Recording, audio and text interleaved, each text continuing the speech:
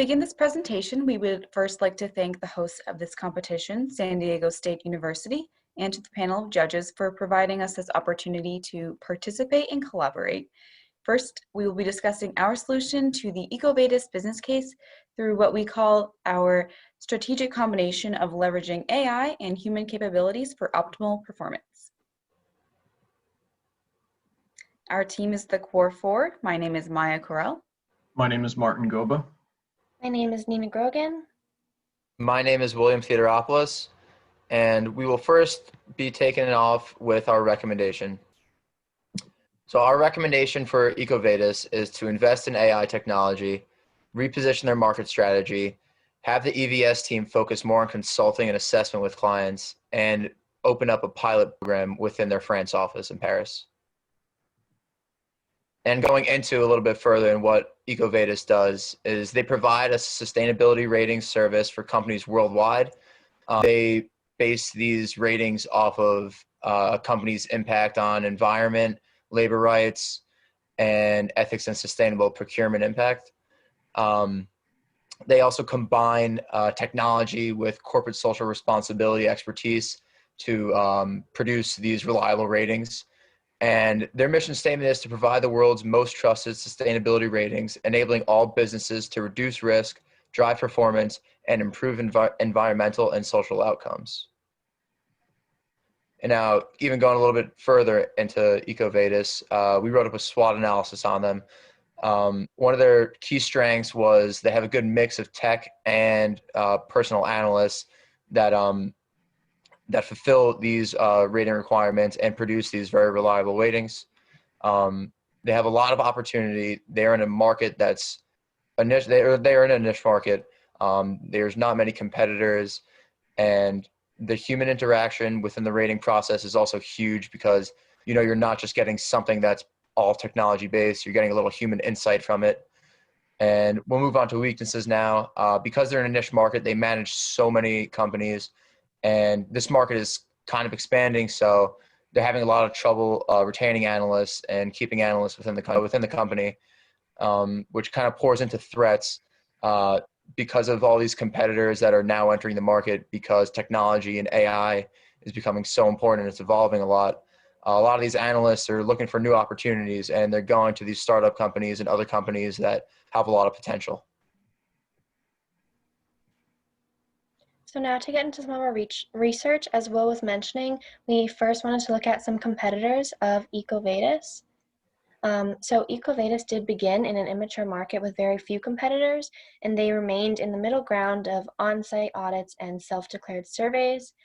For over a decade, they were able to concentrate on their products and services without working to fend off competitors. However, now the supply chain sustainability market has matured, and competitors with already established AI have entered the market. For example, MSCI leverages AI and alternative data to deliver dynamic insights. They use a rules-based methodology to identify industry leaders and laggards. They rate companies on a AAA to CCC scale according to their exposure to the ESG risks and how well they manage those risks relative to peers and other competitors. They rate countries and mutual funds, and they rate over 8,000 companies globally. Similarly, Bloomberg has a global team of dedicated rating analysts that monitor the market and provide expedited service 24 hours a day. These analysts review data feeds, press releases, and websites of these rating agencies in real time to provide timely and accurate ratings. Now going into the Big Four accounting firm competitors, all four of these firms have customized sustainability service processes and products. So more specifically, EY does sustainability supply chain advising to help companies understand the risks in supply chain, such as human rights issues, resource constraints, climate change, and government payments. Some industry trends within the Big Four firms, the auditing quality of the Big Four is declining, so this actually leaves a window of opportunity open for EcoVadis. And moving into the human versus AI side of things, it was found that 86% of consumers prefer humans over robots. In comparison, IT professionals determined that AI is critical to business. So humans do need to stay in customer service, and rather than replacing humans with AI, companies should use AI to free humans from routine work so they can focus on more important tasks. And AI should be adapted to humans, not humans adapting to AI. So it's important that companies keep the humanness as a strength and give humans the ability to overrule AI. As Nina was saying, there are trade-offs between human decision-making and AI-based decisions. For the human decisions are easily explainable and can easily be interpreted, but there's a trade-off for the speed of the decision and its accuracy. AI decisions accommodate large amounts of information in a much quicker time, but it's difficult to interpret the decisions of the AI systems. Then our team also looked at a cost-benefit analysis for the company starting an AI system. Some of the costs that we found were that AI consultants charge an average of $250 to $350 per hour for their work. AI analysis systems start at $35,000, but can go as high as $300,000 depending on the size of the system. The average salary of an AI engineer is $114,000 per year in the US. There's a risk of the business stalling if the AI system goes down or breaks, and poorly built systems can produce false results, which would ruin the credibility of the company. However, we found that the benefits outweigh the costs in AI implementation because AI is much faster and more precise than human analysts. Analysts can interpret the results and let AI do the menial tasks. AI can detect fraud better than humans, and revenue will increase because of the efficiency increase brought by AI, and AI can offer solutions that many humans may overlook. So now looking at how EcoVadis can implement AI strategically, first they would need to weave their capabilities into the architecture of the company to have specific roles for both the technology and human resources and human capital. So they really need to maintain a clear focus on transforming their current methods, some of their current methods into algorithms with a goal to reduce operational costs and allow the analysts on the EVS team to spend more time on consulting work that their clients highly value. With the decision to implement a pilot program, we need to think about which office is best suited for these new AI capabilities and accommodations. So we're going to focus on evaluating the Poland, Paris, and Tunisia offices because this is where most of the IT teams are located. So we're going to look at a pestle analysis, which is an external analysis that companies look at to drive their strategic decisions.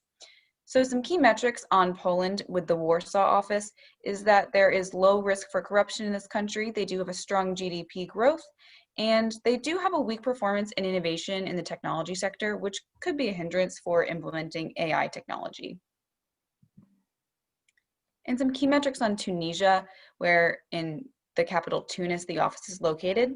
They do have high risks of terrorism, a high unemployment rate of 15.5%, and they do have a high corruption rate in this country as well. And some key metrics on France with the Paris office. France does have a strong control of corruption. They have a steady GDP growth rate, and we can see that they are a strong innovator in the technology fields, which pose them as a great opportunity for AI capabilities and functionality. So France makes sense that it is the strategic choice for this pilot program because the country does have an overall technological focus and a focus on innovation. The office is the oldest because it was established in 2007. It is the first office with a total of 85 employees, and they do have government initiatives in this country to boost tech industry spend. And then they also focus on the education system in France, which could help with future employees who do supplement the AI growth and capabilities. And lastly, we'll just look at France's Hofstede analysis. So a Hofstede analysis provides us with some cultural insights to understand how to collaborate with others from different regions. So we're just going to highlight 2 factors out of this Hofstede analysis for France that we think are very important for this endeavor.